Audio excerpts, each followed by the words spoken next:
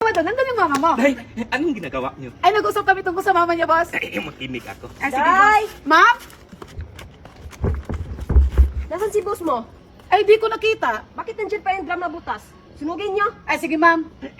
Sunugin. Basta wag niyo ako isali, ha? Day, Ay, boss, binahan kailangan mo. ang init kasi sa kwarto dito ako matulog. Ay, sige, boss. Anong ginagawa mo dito? B, dito ako matulog. Ang init kasi sa kwarto. Mainit, naka-aircon. Sige na, doon kayo matulog sa kwarto. Dito siya. Sige, ma'am. Excuse me po.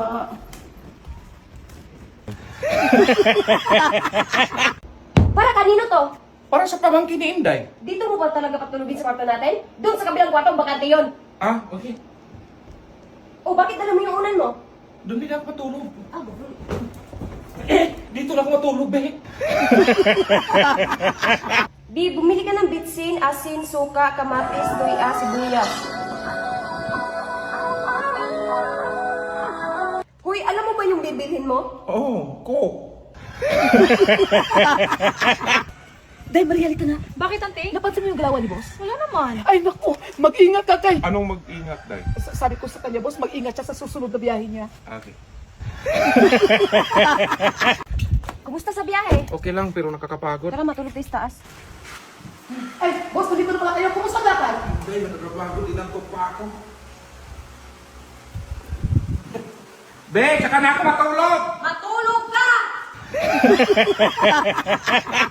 Be, huwag mo kong iwan!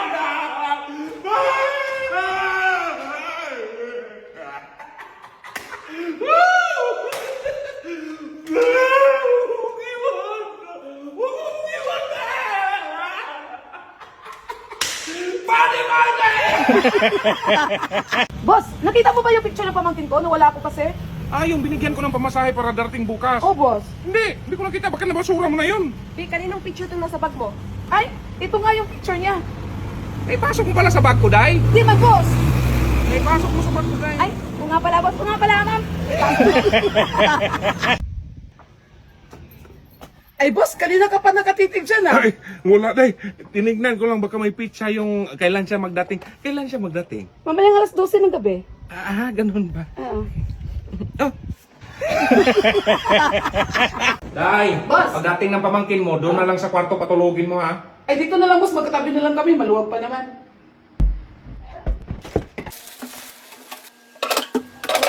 Hala.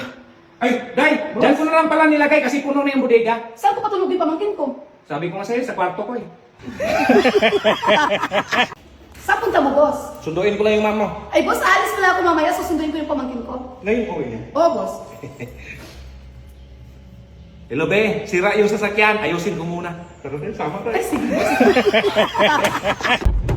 Boss, nasa airport na daw siya. Ah, sige, sige, Day.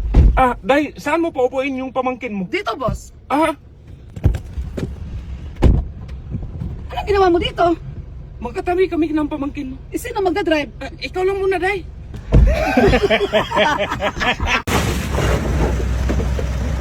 Hi, auntie!